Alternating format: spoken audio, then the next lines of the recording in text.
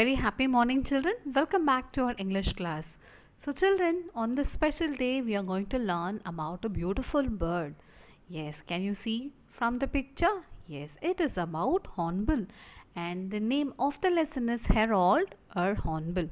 So, this is going to be a fascinating story about Harold, a pet hornbill, which the narrator had when he was a little boy. So, now let's read about the lesson. So children, before getting to this lesson, we shall know about the author Ruskin Bond. So Ruskin Bond was born in the year 1934 and he is an Indian writer of British origin, and Bond is possibly India's best known and most widely read author. And he started writing at an early age, and since then he has consistently written stories that reflect life in the hill stations of the Himalayas. So Ruskin Bond was awarded the Padma Shri in 1999 and Padma Bhushan in the year 2014 in recognition of his contribution to children's literature. Okay, so in this lesson what he has said, let's see. So children, this is a fascinating story, as I told you, by Ruskin Bond, and is often covered in the grandfather's private zoo series. And Ruskin's grandfather is an animal lover and is in the habit of keeping a collection of animals and birds at his home. And Harold was the name of a hornbill bird, and the bird has in particular a long beak. And what is in this story? Harold's mother, like many other hornbills, was a careful and obedient wife, and his father was an easy-going person. And there was a dark tree in the garden of grandfather, and Harold's father took his wife to the hole in the trunk of the tree. Okay, and he had shut his wife in that hole and covered the hole from outside with mud, sticks and dung, and he kept a tiny hole in it for chatting and breathing. So soon Harold was born, and he was happy at his place in the hole as he got food from his parents from time to time. So, well, one day a villainous cat attacked the hole to grab the little Harold. So, Harold's parents attacked the cat, but in the process of the poor little Harold fell down from the tree in the garden of grandfather. So, young Ruskin and his grandfather took Harold and made a large wooden cage for it in the veranda, and also took over the duties of his parents. So, soon Harold became acquainted with Ruskin and Grandpa. So Harold stayed there for 12 years, and he loved rain, and before the arrival of rain he would squeak and dance in his cage, and he was quite decent among all the pets, and even the grandmother loved him. And later in his life, Ruskin missed Harold and wished he got summer showers in the paradise and a lot of tennis balls to play with. So this is the central idea of the story. Now shall we read the story, children? Now take page number 45 in our textbook. So shall we read, children? Yes. Harold or Hornbill. Harold's mother, like all good hornbills, was the most careful of wives, and his father was the most easygoing of husbands. So in January, long before the flame tree flowered, Harold's father took his wife into a great hole high in the tree trunk. Okay. So in this weather-beaten hollow, weather-beaten means which is destroyed by weather, Harold's mother was enclosed within the hole by a sturdy wall of earth, sticks and dung. So that hole was filled by all these things, okay? And Harold's father left a small hole in the center of this wall to enable him to communicate with his wife whenever he felt like to chat. So walled up in her uncomfortable room, Harold's mother was a prisoner for over 2 months. So only with the help of that hole she used to communicate with husband. Okay. So during this period an egg was laid and Harold was born. So in his naked boyhood, Harold was no beauty. So his most promising feature was his flaming red bill, and matching the blossoms of the flame tree, which was now ablaze. Ablaze means what? Blaze means here bright colors. Okay. And heralding the summer. Heralding means indicating the coming of summer. So he had a stomach that could never be filled, despite the best efforts of his parents, who brought him pieces of jackfruit and berries from the banyan tree. And as he grew bigger, the room became more cramped. And one day, his mother burst through the wall, spread out her wings, and sailed over the treetops. So, finally, one day, what happened? The house was broken and she climbed up. So, her husband was glad to see her about. He played with her, expressing his delight with the deep gurgles and throaty chuckles. It means a rough and you have heard the bird's voice, isn't it? It will be very nice to hear. And then they repaired the wall of the nursery so that Harold would not fall out. Here, the nursery means the hollow of the tree which the Harold lived. And Harold was quite happy in his cell and felt no urge for freedom. And then something happened to change the course of his life. So now let's see. So one afternoon he was awakened from his siesta. Siesta means a short nap. That is a short sleep, okay? By a loud thumping on the wall and a sound quite different from that made by his parents. So soon the wall gave way and there was something large and yellow and furry staring at him. Staring means what? Looking at fixedly, okay? And not his parents' bills, but the hungry eyes of a civet cat. Here, the civet cat means a tree-dwelling animal which looks like a cat, okay? And before Harold could be seized, his parents flew at the cat, both roaring lustily and striking out with their great bills. So, roaring lustily means what? Screeching with a loud noise, okay? And Harold tumbled out of his nest and landed on a garden path. So, he fell down on the garden path. So before the cat or any other predator could get to him, grandfather picked him up and took him to the sanctuary of the veranda. And Harold had lost some wing feathers and did not look as though he would be able to survive on his own. So we made an enclosure for him in our front veranda. So they kept Harold in the front veranda. So grandfather and I took over the duties of his parents. So grandfather and Ruskin Maud, what did they do? They took care like his parents. So Harold had a simple outlook, and once he had got over some early attacks of nerves, he began to welcome the approach of people. So here attacks of nerves means feeling of distress, anxiety. Okay. Next, grandfather and I met the arrival of food, and he greeted us with a craning neck, queering open bill, and a loud croaking ka-ka-ke. And fruit, insect or animal food and green leaves were all welcome. That means all these food Hornbill is eating. And we soon dispensed with the enclosure, but Harold made no effort to go away. He had difficulty flying. So in fact, he asserted his tenancy rights. Tenancy right means right of using the place like a tenant. So we see many people fighting, no, I have lived here for 5 years, I will not go from this house. They will be saying, no, like that. This cute little bird, the bird is also fighting here. So one afternoon, a veranda tea party was suddenly and alarmingly convulsed by a flash of black and white and noisy flapping. And behold, the last and only loaf of bread had been seized by Harold and carried off to his perch near the ceiling. So Harold was not beautiful by Hollywood standards. He had a small body and a large head, but he was a good-natured and friendly. And he remained on good terms with most members of the household during his lifetime of 12 years. So Harold was saying there for 12 years.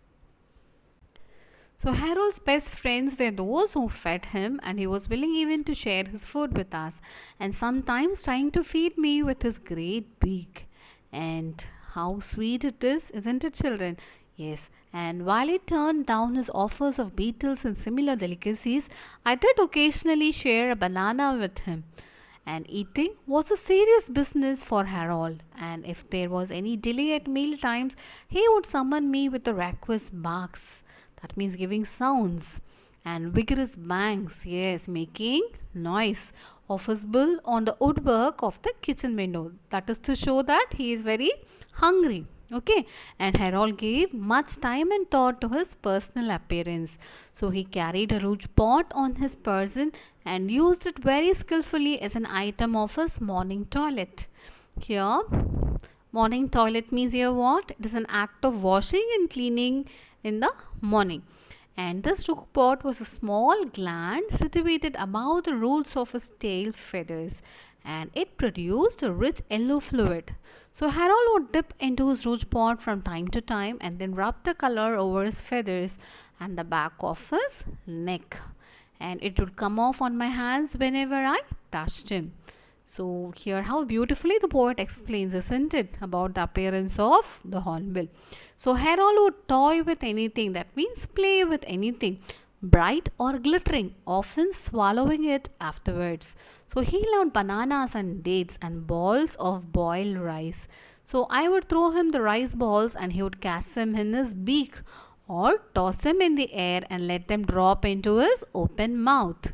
So he perfected this trick of catching things, and in time I taught him to catch a tennis ball thrown with some force from a distance of 15 yards. So they started playing with the bird. So, although Harold never seemed to drink any water, he loved the rain. So, you people also, we also love the rain, isn't it? It's rainy season now. We're feeling very cool, isn't it, children? Yeah. So, we always knew when it was going to rain because Harold would start chuckling to himself about an hour before the first raindrops fell. So, have you seen the birds before the rain? Yes, they'll all be busy flying here and there. Have you seen children? Yes. So this used to irritate Aunt Ruby, and she was always being caught in the rain, and Harold would be chuckling when she left the house, and when she returned drenched to the skin, he would be in fits of laughter. That means laughing loudly, okay, and without control, that is uncontrollable laughter. So as storm clouds would gather and the gust of winds would shake the banana trees, Harold would get very excited and his chuckle would change into a whistle. So that means a creepy or a weird sound.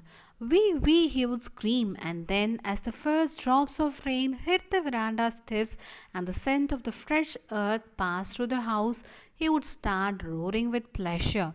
And the wind would carry the rain into the veranda, and Harold would spread out his wings and dance, stumbling about like a circus clown.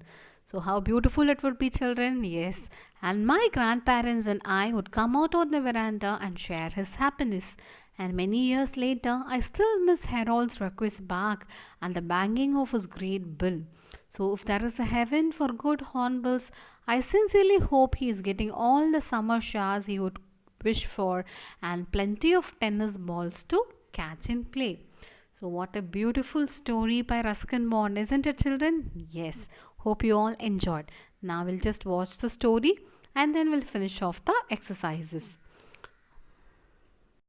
Harold lived in a great hole high in the tree trunk of a flame tree. His most promising feature was his flaming red bill, matching the blossoms of the tree. Harold was quite happy in his cell and felt no urge for freedom. Then something happened to change the course of his life. One afternoon, he was awakened from his siesta by a loud thumping on the wall and the large, yellow, hungry eyes of a civet cat staring at him. Before Harold could be seized, his parents flew at the cat. Both roared lustily, and in the ensuing melee, Harold tumbled out of his nest and landed on my garden path. Before the cat or any predator could get to him, my grandfather picked him up and took him to the sanctuary of the veranda. Harold had lost some wing feathers and did not look as though he would be able to survive on his own, so my grandfather and I made an enclosure for him in our front veranda. We took over the duties of Harold's parents. We soon dispensed with the enclosure, but Harold made no effort to go away. He had difficulty flying. In fact, he asserted his tenancy rights, at least as far as the veranda was concerned. Harold had a stomach which could never be filled. Fruit, insect or animal food and green leaves were all welcome. He gave much time and thought to his personal appearance. He carried a rouge pot above the roots of his tail feathers, which he used as an item of his morning toilet. He would toy with anything bright or glittering and often swallow it afterwards. Harold loved bananas and dates and balls of boiled rice. I would throw him the rice balls, and he would catch them in his beak, toss them in the air, and let them drop into his open mouth. He perfected this trick of catching things, and in time I taught him to catch a tennis ball thrown with some force from a distance of 15 yards. Although he never seemed to drink any water, he loved the rain. He would start chuckling to himself about an hour ago before the first raindrops fell. Harold would get very excited and scream, "Wee, wee," as the first drops of rain hit the veranda steps. The wind would carry the rain into the veranda, and Harold would spread out his wings and dance, tumbling about like a circus clown. My grandparents and I would come out to share his happiness. Years later, I still miss Harold's raucous barks and the banging of his great bill. I hope that if there is a heaven for good hornbills, Harold gets all the summer showers he could wish for and plenty of tennis balls to catch. So children, here we are going to learn how to use an apostrophe. So you all know what is an apostrophe, and the rules also we have learned already. So now Roman letter H you are going to do. So you all know apostrophes are used in contractions and it denotes a missing letter or letters. And in the plural form we never use an apostrophe. And we use apostrophe to show possessions. Okay. Yes. Now we'll do the exercise. So first one, do you think it's a good idea to visit Mr. Gorgoy's house and say hello to him? So where should we write apostrophe is? Yes, after I. Mr. Gorgoy. Apostrophe, yes. Next one, if it's a story by Ruskin Bond, its setting could be the hills, rivers or valleys. So after it, apostrophe S should be written. Third sentence, some feel that everyone's understanding of apostrophes isn't up to the mark. Yes, so after E you have to write yes in everyone's. Okay, fourth one. It was my grandmother's idea that my mother hosts the mothers get together. So here what you're going to write? You will be writing apostrophe S in grandmother's idea. Okay, so mothers after R you have to write in apostrophe. Next, fifth one. It's my responsibility to see that the dog's kennels are cleaned regularly. So here where you have to write after G in dogs. Dog apostrophe yes. Okay children. So next they have given is auxiliary verbs. You all know what are auxiliary verbs. They are nothing but the helping verbs like am, is, was, are, have or do.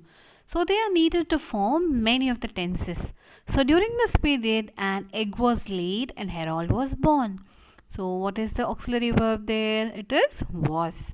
So now they have given us an exercise. Fill in the blanks with is, has, was or were to complete this report. So here I have done this for you and you are going to write the given exercise. Okay. So a spot-built pelican dash being sighted after more than a decade. So what you can write? We can write has. And the Panchakari wetlands on the outskirts of the capital city of Thiruvananthapuram are playing host to the spot-built pelicans, and these paddy fields are a major landing site for several migratory birds, that means birds which are moving from one place to another, and home to many resident birds. And the large swimming bird with the webbed feet has a pink submandibular pouch and a short broad tail, and it was first sighted and photographed on 18 January by S. Kumar Karmana, a bird enthusiast, during his visit to the Panchakari. So Mr. Kumar, who is also a wildlife photographer, visited the wetlands again on 19 January and was able to sight the bird and photograph it. And the previous sightings of the bird here were in 2002 and 2004. And this was an article published in the Hindu paper on 22nd January 2015. Okay children, so remaining all these things we'll be seeing in the Zoom class. Okay, so I want you all to complete all your work in time. Okay children, thank you and have a nice day. Stay safe everyone. On the ground, on the left side.